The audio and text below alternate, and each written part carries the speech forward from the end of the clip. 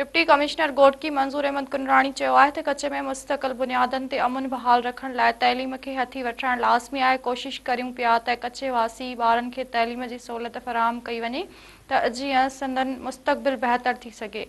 अहिड़नि ख़्यालनि जो इज़हार हिन पंहिंजे ऑफिस में डिस्ट्रिक्ट कोऑर्डिनेशन कमेटी जे मुनक़िद कयल गॾिजाणी दौरान कयो। गॾिजाणी में असिस्टेंट कमिश्नर समेत custom police narco tax price and control तइलीम खाते जे अमलदारनि तोड़े हसास इदारनि जे नुमाइंदनि शिरकत कई।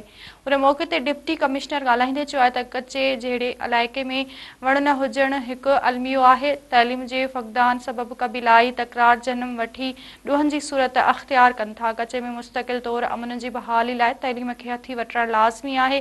उन सिलसिले में ज़िले इंतिज़ामिया सिंध एजुकेशन फाउंडेशन खे बि सिफ़ारिशूं उमाणियूं आहिनि। कोशिश करियूं पिया त कच्छ जे ॿारनि खे तइलीम जी सहूलियत मिले। उन सिलसिले में शुरूआती तौर हिकु स्कूल शुरू करण लाइ क़दम हिकमत अमली तयारु कई आहे।